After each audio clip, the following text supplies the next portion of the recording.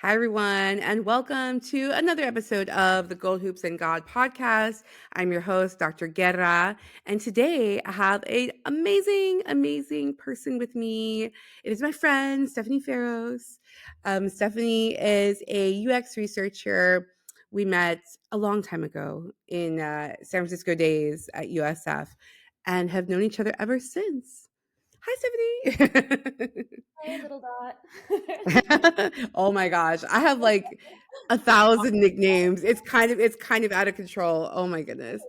Side note, recently I've been seeing a lot of like Dave Chappelle references or like clips online. I'm like, oh my gosh, like that's so random. Um yeah, Dave Chappelle was really huge when we were I was gonna say when we were growing up, when we Yeah, were when we were in in San Francisco back in the day. yeah. Cool.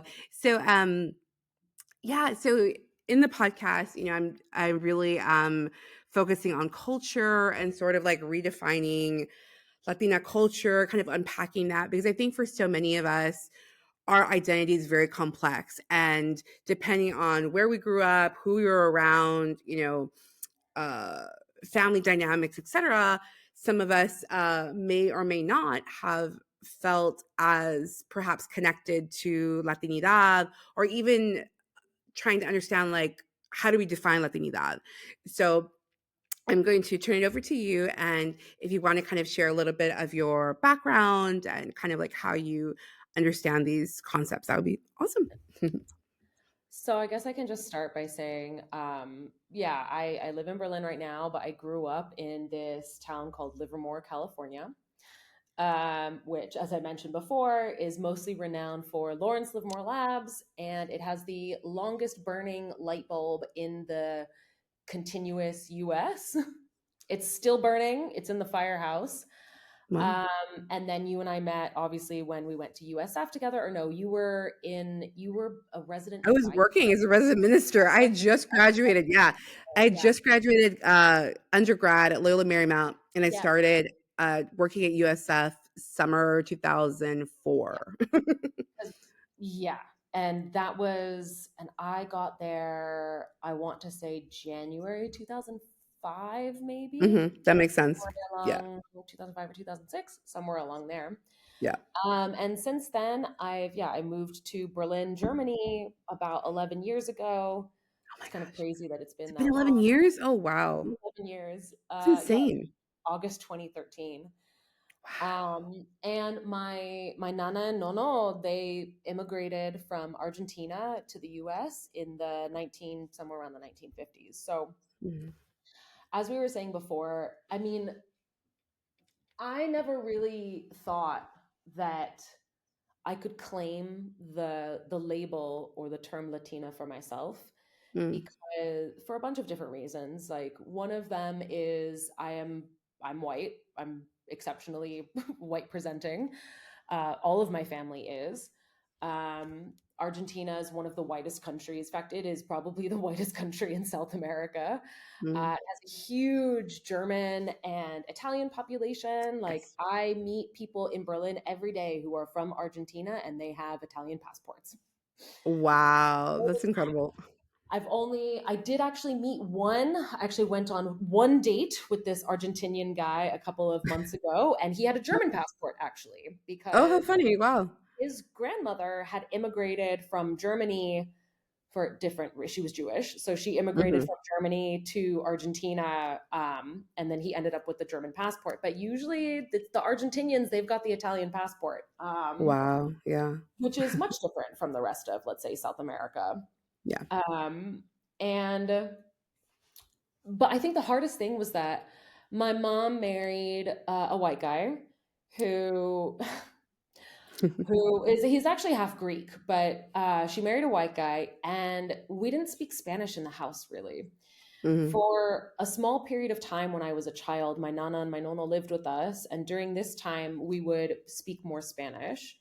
Mhm. But I think like the nail in the coffin really came when not only my grandparents moved out of the house, but when like I would get made fun of so much at school when Mm. my classmates heard my mother speaking Spanish to me. Like it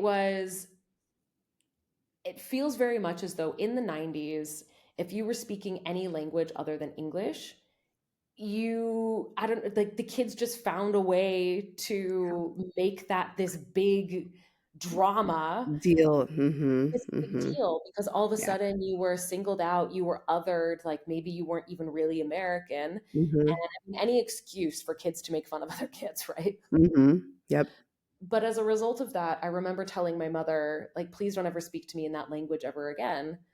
Mm. And she Wow. said to me, you'll regret this one day. And of course, I think at most, I was seven, 6 or 7. Mhm. And of course, I said to her, like, what are you talking about? Like, no, I won't. Everybody here speaks English. What's the problem? And, now I've moved to a different country. And granted, it's Germany, it's not Spain, but now I've moved to a different country. And anytime I tell a European this story, they're just like, what the hell is wrong with America? Oh, I mean, yeah. We can talk about that for sure.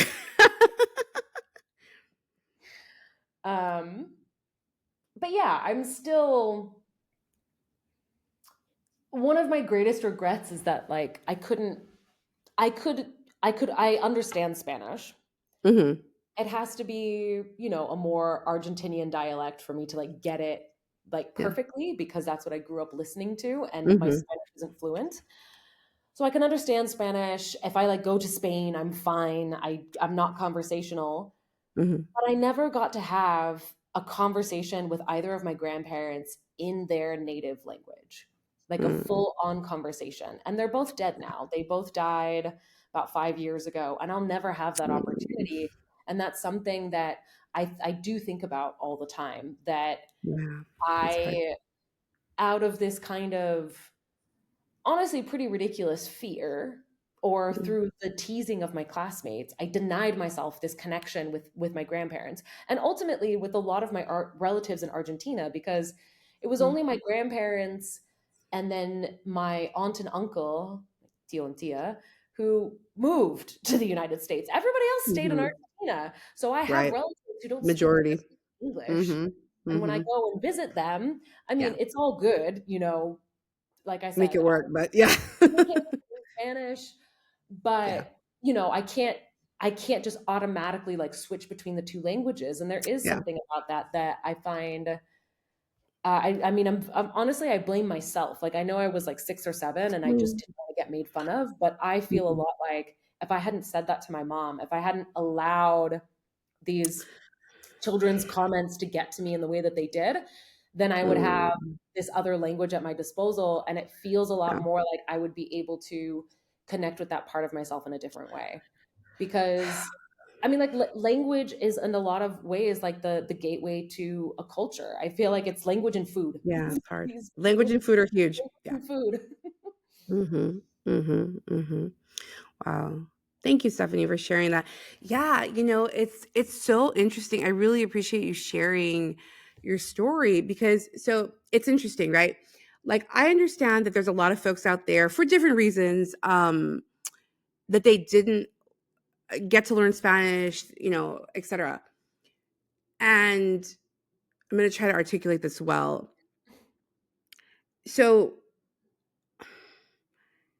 speaking Spanish is not the end all be all of being Latina, right? Okay. Of course. However, I think that your story really reflects how it was the language that would have been really helpful in terms of like that family, interaction and connection. That's real. You know what I mean? Like that's real. And I'm so grateful to you for sharing. It's true. And unfortunately, kids do a lot of bullying. It's very cruel. In my family, like there were instances of like bullying and things like that. Like I may have mentioned in a different episode that my uncles were beaten in school for speaking Spanish. This was in probably like the 60s, 70s, things like that. My speaking of language, my maternal grandmother babysat me a lot as a young kid, and she didn't speak any English, right? She did not from Guatemala, right? She didn't speak any English at all. So it was like, you know, being around her, the only way that I could like ask for like, hey, can I have some juice? It would I had to do it in Spanish, right? And playing the it's funny games too, like playing loteria, which is like a great Yeah. game. That's kind of like how I started learning words and stuff. But yeah, it's it's those little things, right? The kids being mean at school, the kids commenting, teachers saying weird things. Another person that I had conversation with on the podcast, they were put in ESL because even, they were Latina but didn't speak Spanish, but they were put in ESL, right? All these strange, in other words, like all these strange things that happen around language or identity that really do, Or simply you just know, they shape assumptions, us. Yeah, the assumptions other people will make with correct. almost no information available to them. Mhm, You know? mhm, mhm. Especially in the case of someone being put in ESL classes. Yeah, yeah, it's like What? totally, totally, totally. The assumptions that people make, yeah, it's so true, and, yeah, and this is something, going back to Argentina, this is something that's kind of been brought up a little bit, is the erasure, right? So we know, that indigenous people, African diasporic people have been literally, like, erased, from certain countries, um, and I was kind of talking with you before we, started recording, how, like, for example, like, Afro Latinos, they're kind of told that they don't fit either box, right? It's like, you speak Spanish, so are you really black? Or you look black, so are you really Latino? These weird, bizarre, categories, right? These boxes and categories that have been created, right? And this is exactly why I wanted to do the podcast, was to talk about Latinidad in its variety, like the multiplicity, Um, yeah, yeah. And I did want to kind of circle back to something you mentioned about Europe and language, right? In Europe, I mean, it's common to know at least three languages, two or three, Minimum right? two, I would say.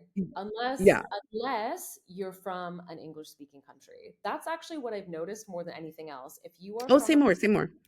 that is predominantly English speaking, because, Mhm. and I'll explain why I've kind of come to this conclusion. So, Berlin, there's always a joke in Germany that Berlin isn't really Germany.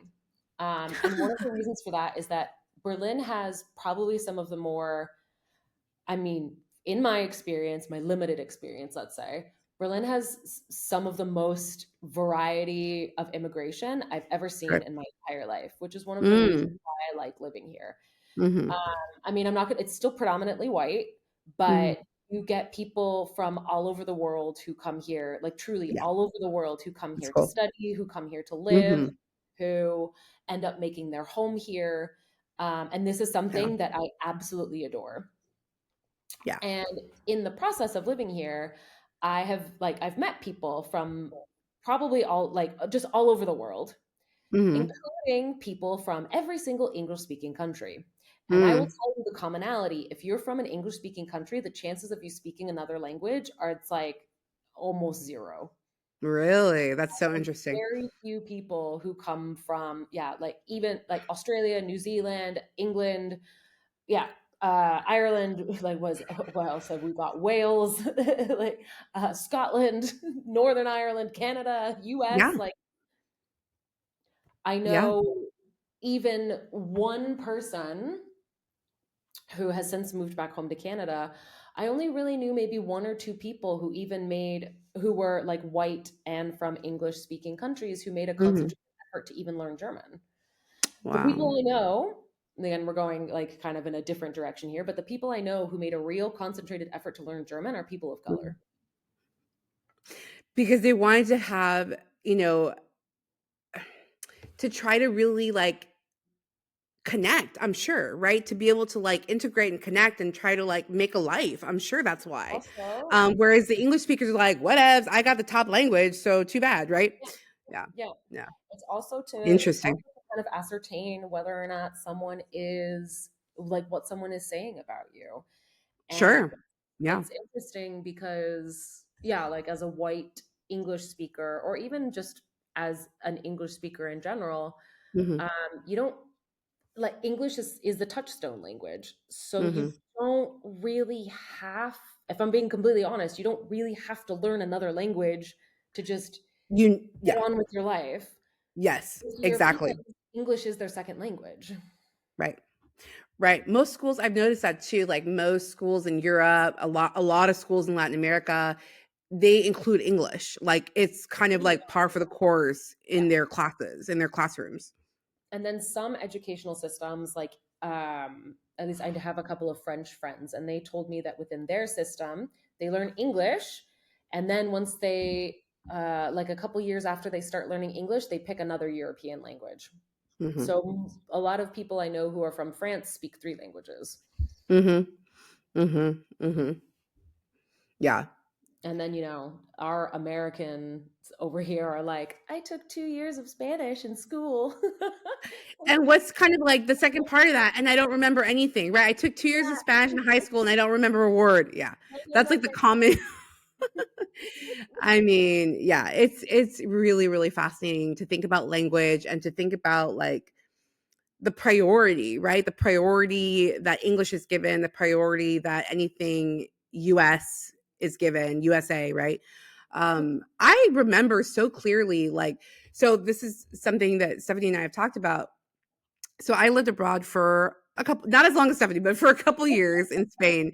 But one of the things I noticed is like, oh my God, like so much music from the US, the movies from the US, everything US is kind of being like sent over and it is seen as like the greatest, right? Like, oh, this is a Hollywood film. Oh, this is like a, an artist from the US. Like that is kind of what infiltrates the culture, even internationally. And part of me, I was a little irritated. I was like, I'm in Spain. Like, I want the Spanish movies. I want the Spanish artists. Like, give me my flamenco. So US it's is super interesting. incredible at exporting culture.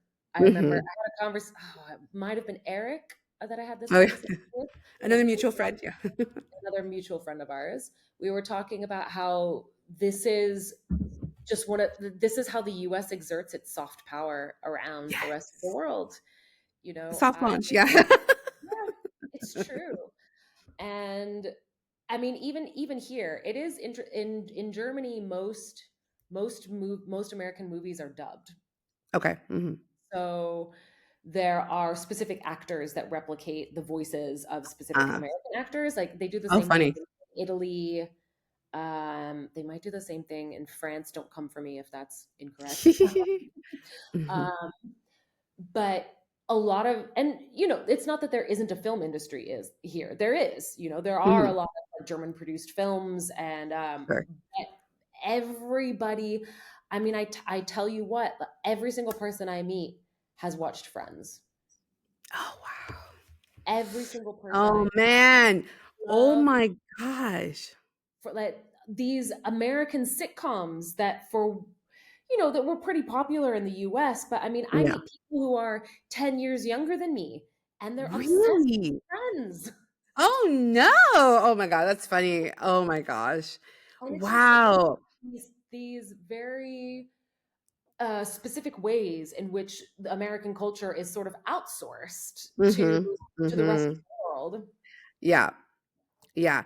Exactly. You know what's interesting, is another friend that was, on the podcast. They were talking about the show Friends. How interesting, right? And they Mhm. were mentioning how, like, looking back or rewatching those episodes, there was issues there. It's like, Oh, yeah. hello, homophobia. Hello, like a lot of stuff. Like, wait a minute. Like, this is not good. Like, Yeah. they're not sending their best. No, this is not our best. Like, what is this? Like, I like to think that it was their best for the time. correct. Yeah, back then. Exactly. Well, same thing with shows, like Sex and the City. There's a lot of shows, right, that are like iconic shows that it's like, okay, you have to put it in context. You have to remember like when it was written, when it was produced. You can tell by the clothes, you can tell by the references. Like it is what it is. Yeah. Yeah, Yeah, yeah. yeah. I mean, on because Netflix Germany got Hmm. all of Friends probably about 5 years ago, Oh, and wow. so I mean, I watched it when it was on the TV.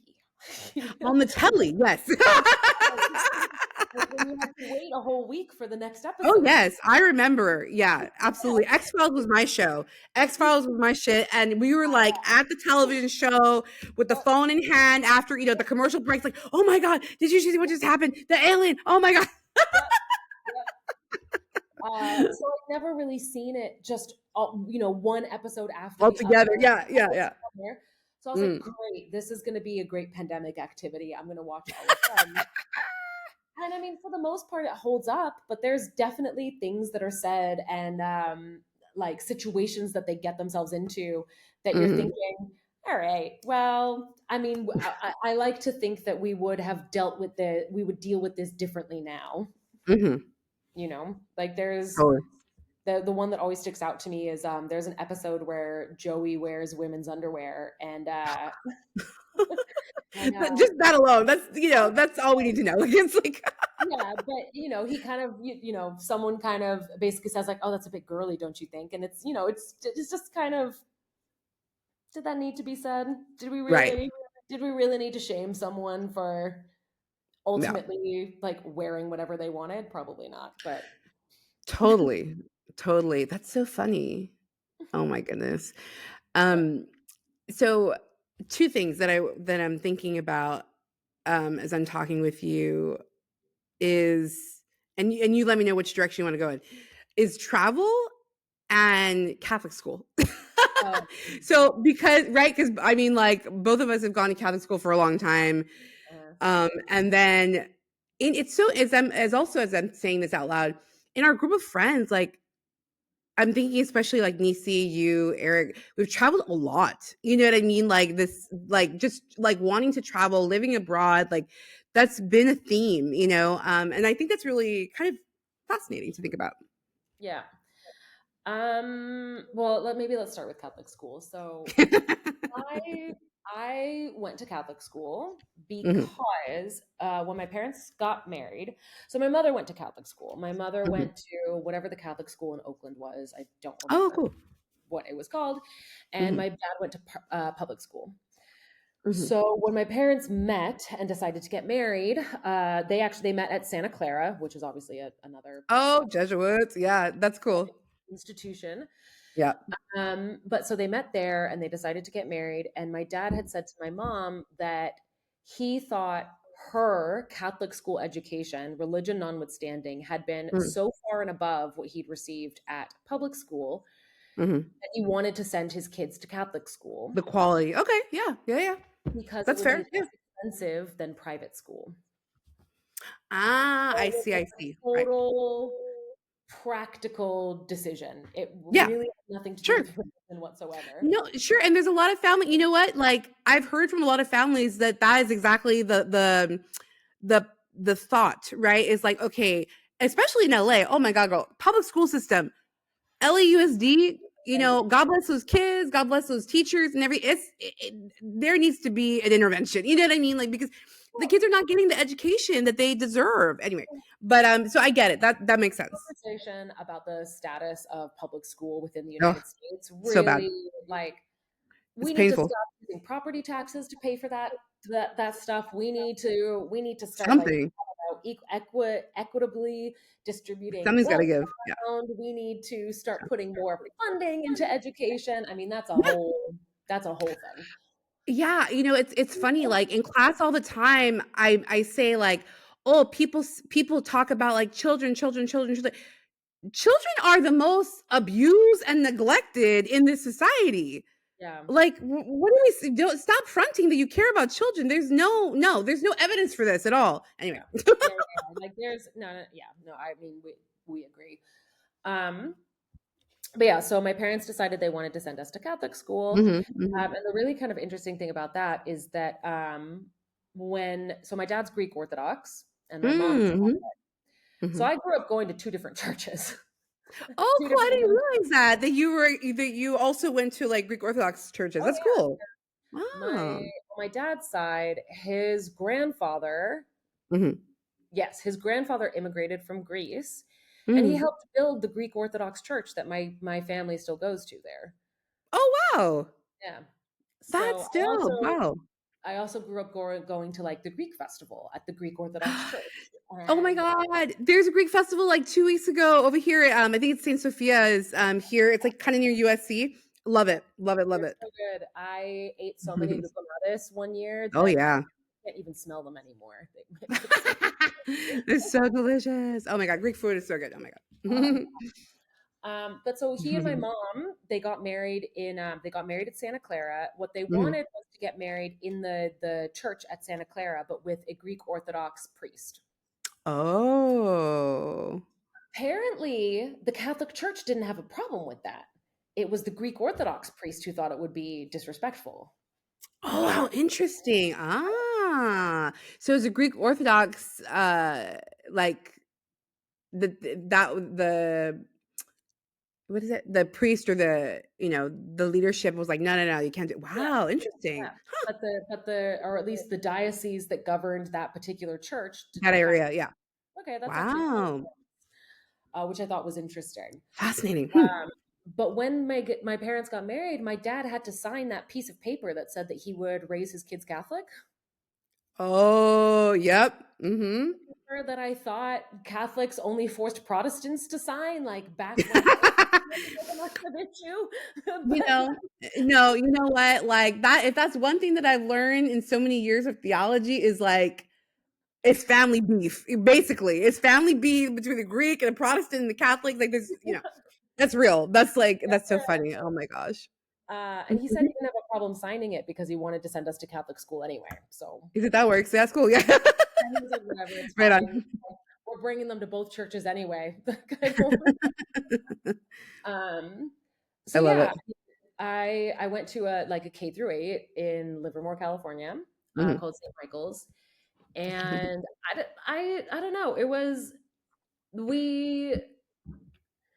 I remember I have fond memories of one nun who was the principal of the school, Sister Emmanuel. She had one of Oh. the best senses of humor I've ever encountered in my entire life. She was freaking Oh. awesome. And then there was a priest that I also really liked called Father Adams, I think. Mhm, mhm. But other than that, for me, it was just like I started to get quite mouthy in middle school. Like, You, Stephanie? Outspoken? I can't imagine. Like when I was a kid, religion to me was like a fairy tale. It was this Oh. collection of stories, and I mean, I have a sort of romantic sensibility. I've always loved fairy tales. I've always Yeah. like myths An and avid reader, always, for sure. Yeah. and that's what the Bible was, especially the Old Yeah, Testament. It was just yeah. this It's collection of stories. myth.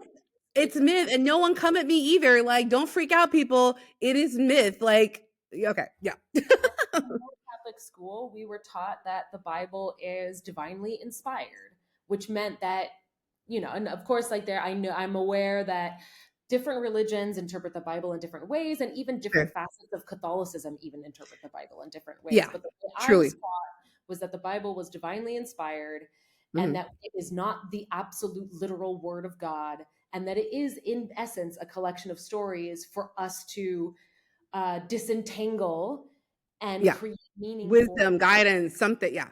Yeah. Mhm, mhm, mhm, mhm.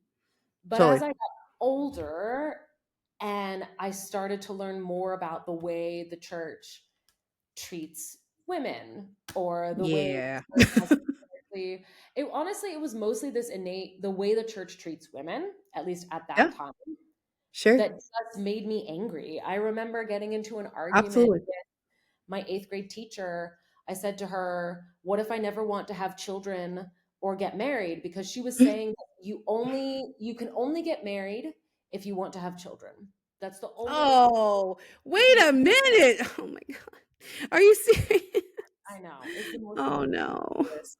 I think she had some trauma because she and her husband were never able to have children. Ooh. So it's So more so her projecting or her personal issues and trauma that she was, like, spilling onto out onto her students, yeah. 14-year-olds. No! Oh my gosh. Grade. But That's crazy. No. I remember her saying, "You only have business getting married if you want to have children." And even at Wow. 14, I knew I probably didn't want to have kids.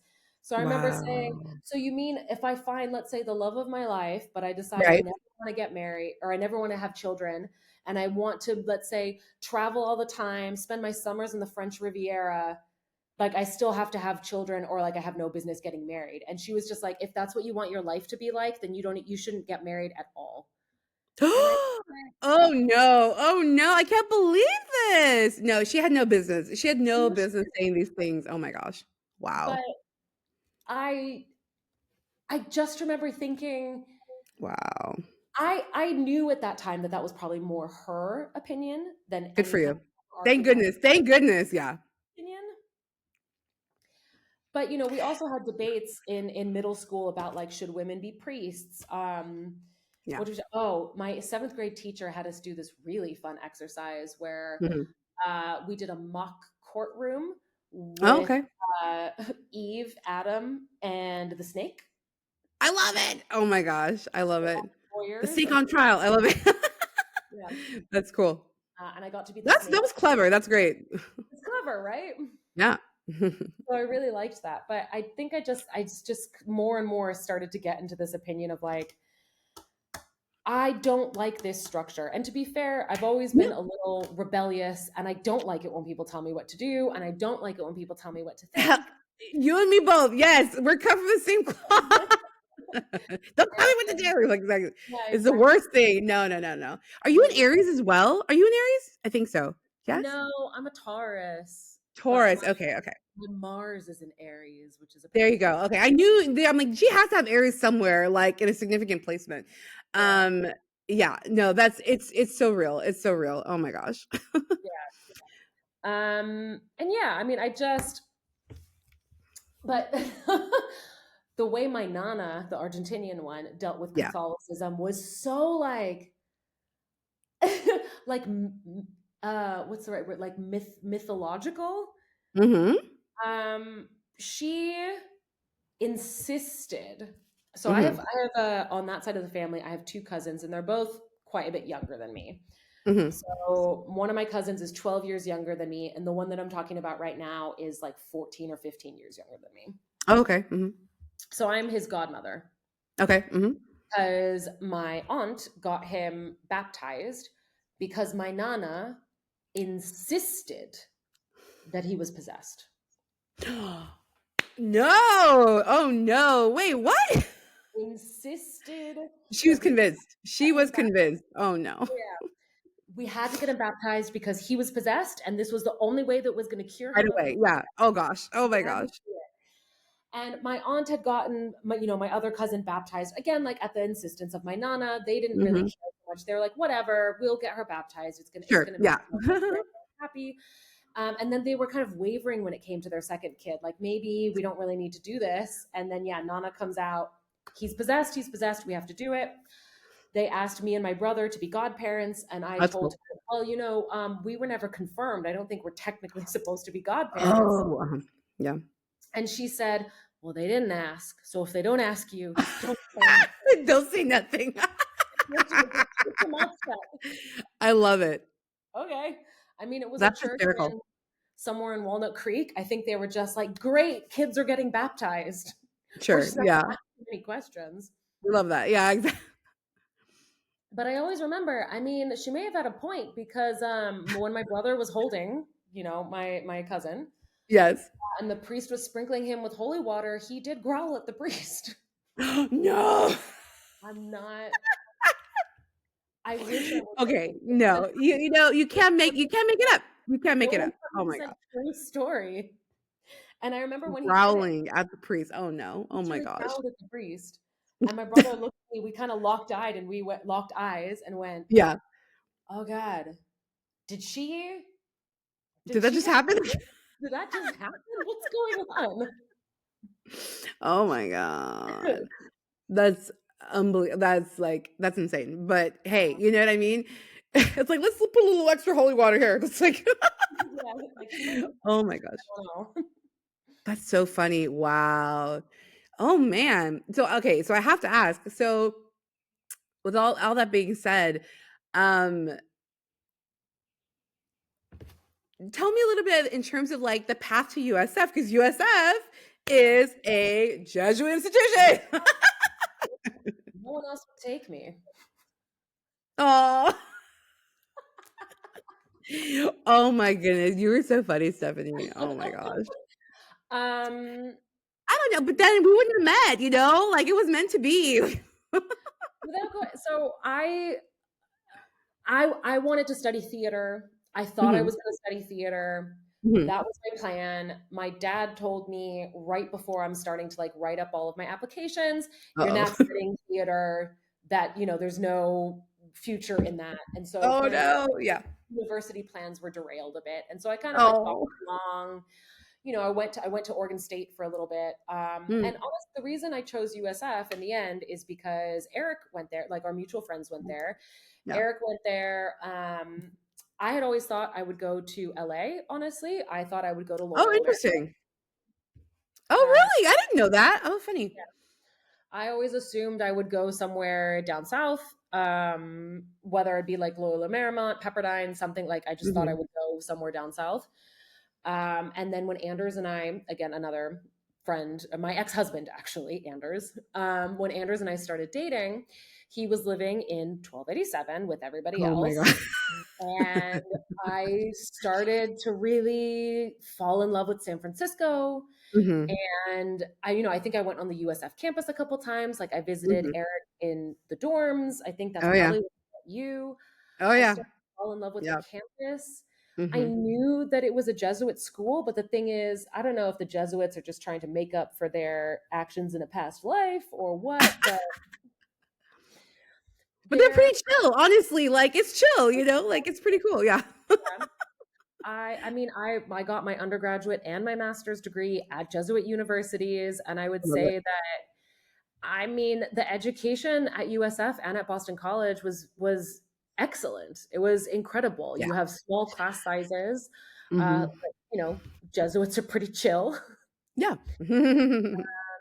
There was really, especially by the time you get into university, I'm not even sure I needed to do any religious classes. There might have been, like, I can remember for, like, LMU, it's, like, usually, like, 1 or 2 classes, but you could take anything, you know what I mean? You Yeah. could take, like, yoga, Buddhism, Hinduism. It didn't have to be Catholicism necessarily. Religion and film, I mean, um, but that's super cool. That's awesome. And Yeah. Oh my gosh. I love it. I mean, I think just because I am not necessarily religious, Mhm. I think that there is value in, let's say, like supporting an organization that is going to prioritize education. Yeah. And I think that there's Yeah. value in I love that.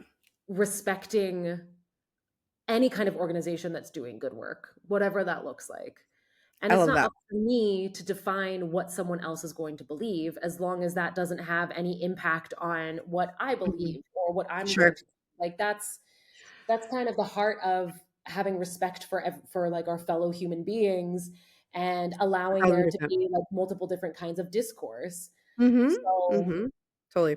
I think I also when I was looking for my applying for master's programs, I also applied to Seattle Pacific University, which is a Christian Mhm. university. That was a Oh, different interesting. That was a Yeah. different vibe. I elected. I Mhm. think I did get in there. I really liked the campus. I enjoyed the teachers that I met very much. They were incredibly Mhm. smart, conscientious people.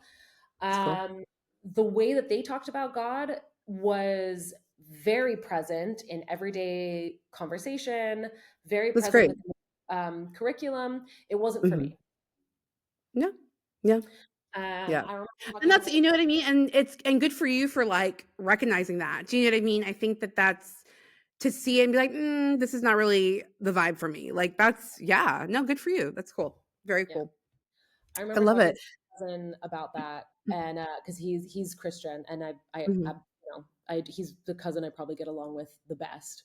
Mhm. Uh, Hopefully, my other cousins don't hear this and might get they're gonna come for me. But I remember when I told him about that interview, he's like, "Ah, those are my people," and I was like, "I know." like, like Hilarious. I heard echoes of you all over that campus, and I love that for you, and I It's love that for great. my Yeah. not my vibe. Exactly. Yeah. No, it's so true. Yeah, and like going back to like Jesuit education, that's why I felt very comfortable and I really liked it because there was such a commitment to education of the whole person, social justice, yeah, like volunteering, doing different, you know what I mean? Like doing different things to help the community, that kind of stuff. Like that was really awesome. I thought that was really beautiful and it meant a lot to me. So yeah, I really like what you said that like these organizations can really do something positive, in the world. And that's fantastic. So cool. I love it. In my counseling Um, curriculum at Boston College, that's like I had an entire class that dealt with mhm. like systematic oppression. That's the first time I learned of the word white privilege was in 2009 in my counseling course at Boston College, which is a Jesuit university. Mhm, mhm. So, there's something to be said for that. Yeah, yeah. They're definitely the most progressive, I would say, of the religious orders and stuff like that. Um, cool. Yay! This is so good, Stephanie. As we kind of wrap up our amazing conversation, I always try to close with some words of wisdom. So I kind of ask each person that I've interviewed, what is some advice you would give to young people today, young Latinas, and or what advice would you give to your younger self? So I leave it up to you on how you'd like to answer. It's kind of a hard one for me to answer because at least when I look at my life, every single Mhm. decision I made led to something else, which led me to exactly where I am now. And so there's not Mhm. necessarily something that I would change. Sure. Mhm. But Yeah. what I always tell, let's say my like younger cousins, I have Yes. a niece Mhm. who's 17.